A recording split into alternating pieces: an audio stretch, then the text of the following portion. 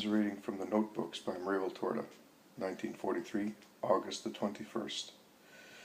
Jesus says, "In my 2 witnesses are concealed all the masters in faith, pontiffs, bishops, the inspired, doctors of the church, and souls pervaded by the light and by the voice.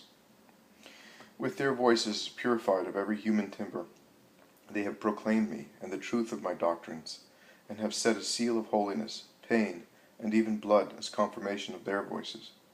Hated, like me, the masters of masters, the holy of holies, they have always been tormented, more or less, by the world, and by power, which find in them the ones who by their very conduct say to the world, and to the great of the world, what you do is not licit. But when the hour of the son of Satan comes, hell, rising from the abyss opened by the Antichrist, will ruthlessly wage war on them, and to human sight will overcome and kill them. But it will not be true death. It will instead be the life of lives, true and glorious life.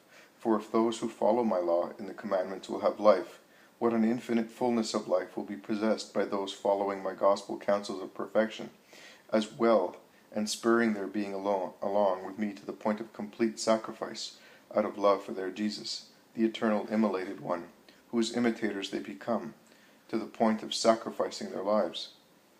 Called to a brilliant resurrection, they will be the ones who strip themselves of what is dearest to man, life, just for the sake of following me out of love for me and for their brothers and sisters. I will never tire of repeating this. There is nothing greater than love in heaven and on earth, and there is no greater love than that of those who give their lives for the sake of their brothers and sisters." Jesus further says, "I told you one day," footnote in the dictation of June the 4th and June 19th, "that in this present tragedy the forces of Satan are already in motion. He has sent his black angels to mobilize the kingdoms of the earth against each other.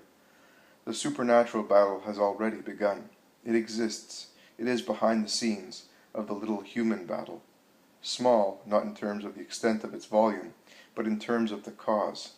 The little human cause is not at all the origin of it. It is not.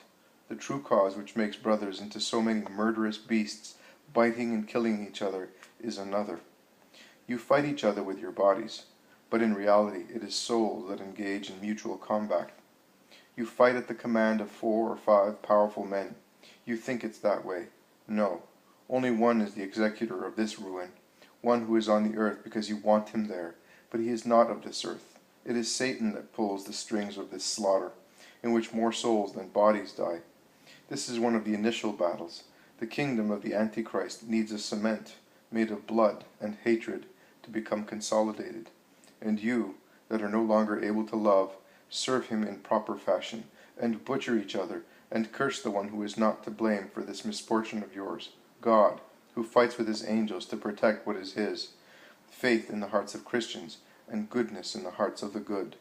It is not I who make the selection for the time being, it is you that select yourselves spontaneously, those who, in spite of the horror, are able to grasp that God remains God, that is, goodness and justice, and that salvation lies in following the law of God, separate themselves from those who deny these truths. The former rises up to meet the light, the others plummet down towards the darkness. Satan, with his demons, really aims to make a second ascent to heaven, but, rebuffed by my archangel, he plunges to the earth to defeat God by way of the hearts of his children. For every soul that is lost is a defeat for God, and Satan easily succeeds, because the hearts of men no longer have a spiritual flame. They no longer have the life of the Spirit. They are not of sin, in which the threefold lust, which kills the spirit, prospers.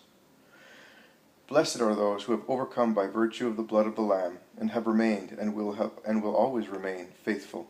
Blessed will be those who have rebuffed Satan and his enticements, and have not worried about his apparent triumphs, about the efforts he launches in this hour, which he knows is brief, for his kingdom of accursedness, and who remain faithful to Christ and to his church, dismembered by anti-Christian persecution.